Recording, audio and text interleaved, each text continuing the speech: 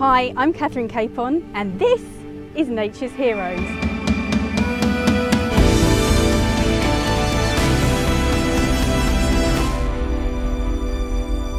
I'm so excited to be introducing you to the world's top environmentalists to find out how they're saving endangered species from extinction. I'm here in Cape Verde to meet Dr. Rachel Graham, who's the founder of NGO Mar Alliance, and she knows more about sharks than anyone I know. Hey, Kat, hi! Lovely to meet you. And you. Mwah. Cape Verde is like a pearl on a string of pearls in the eastern Atlantic, and it's one of these kind of ocean oases that has great habitat and good food for whale sharks, mantas, and a whole host of other species.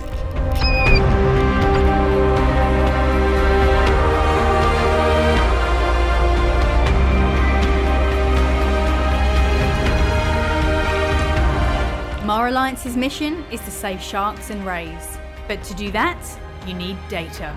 So we're just about to head out and tag some juvenile sharks. Despite Rachel dedicating the last 20 years of her life to shark research, the sharks still don't come to her willingly, so she has to catch them in order to tag them.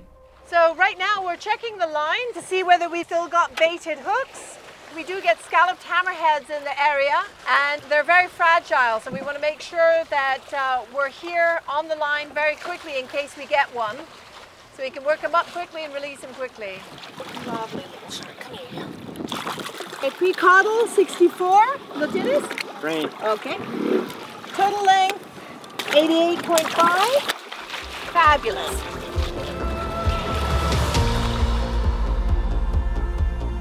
So this bay is one of the rare places where you can find these wonderful little juvenile sharks. It's incredible to see from Mar Alliance how much effort goes into capturing and tagging a single shark.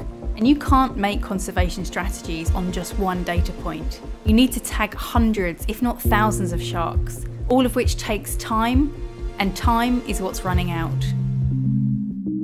Overfishing is really truly the greatest threat to Cape Verde's sharks and rays, and in fact its fish populations. And the practice of catching a shark and cutting off all of its fins and then discarding it at sea still alive is one of the most cruel, wasteful, horrific practices out there. And those shark fins are just destined really for soup. Zeddy Seymour, our coordinator, contacted me a few months ago. This was our first instance where we actually found a live shark that had been finned and somehow survived it. It most likely is dead now.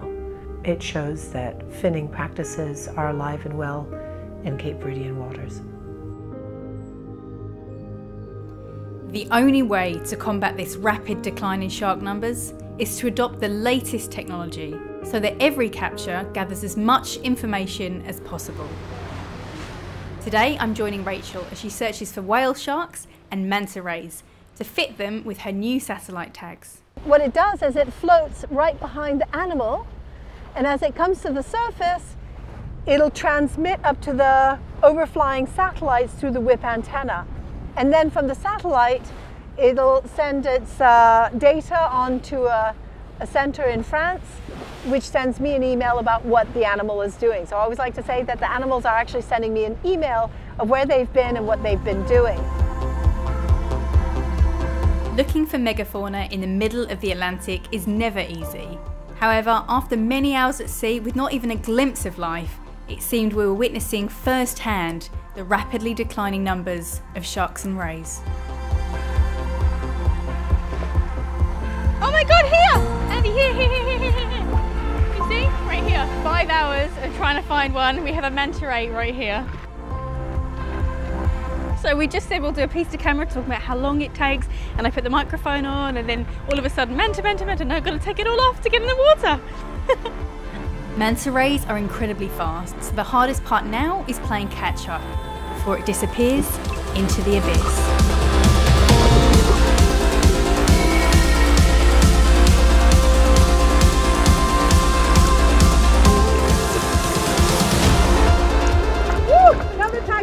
Brilliant! Excellent! It's so great to have another tag on a manta. However, gathering just one data point during 2 full days at sea demonstrates how much determination Rachel and her team are putting into this vital project. Tagging the animals and doing the research is only part of what makes Rachel's work so successful. The other part is engaging local fishers and the local community into the importance of marine conservation. So we are introducing the lost art of gyotaku, or Japanese fish prints, to Cape Verde. It's so much fun, and it's where you can actually record the fish species and you can do magnificent art with recently caught fish. We're really trying to inspire these kids to foster that sense of curiosity and excitement about the sea. And what better way to do that than through the lens of some of the most magnificent animals, the sharks.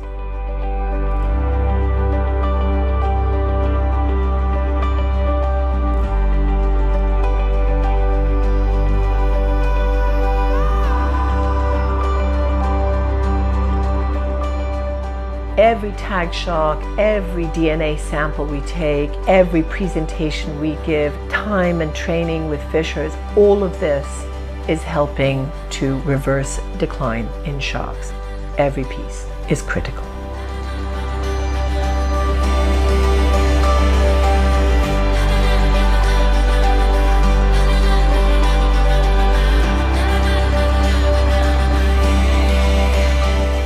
Really humbled to have met Rachel. She is a true hero of nature. I've never met a person more determined and more passionate about what she does. I would love to help her raise the money that she needs for a research vessel. It will drastically improve the work that she's doing out here and just mean that they can get more tags on more animals to find out about these amazing creatures. And that was meant to be the end of our film. However, just as we finished recording before heading to the airport, Rachel broke down, showing us the reality of working on the front lines of conservation. It's not enough of us. It's very hard to work in this age of extinction, in the work that we're doing. We have to be the merchants of hope. We have to. I have children. We all have children. What the hell are we leaving them?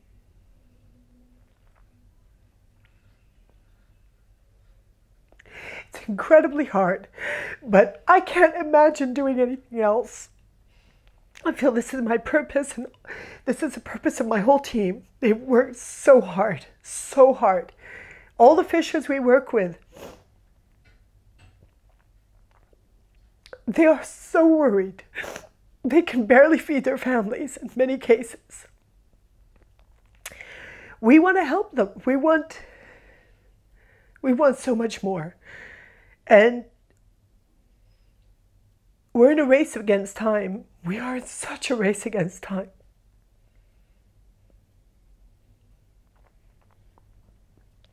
It's really hard to go back to places where you used to see tons of fish and tons of sharks, and there's nothing.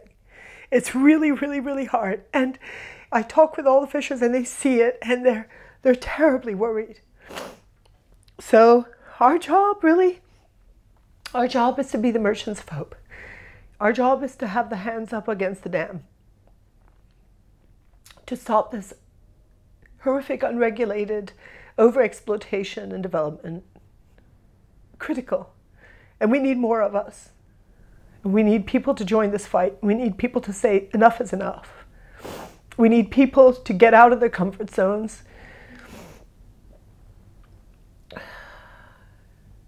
Stop being greedy. Not everybody can eat fish. Stop eating as much fish. There's not enough for the people who need to actually survive on it. There's not enough food security in local communities.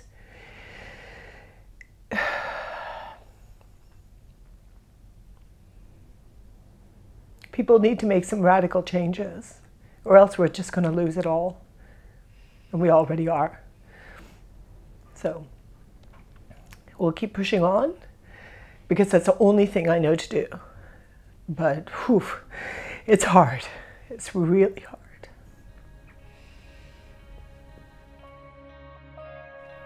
Do you know a true hero of nature?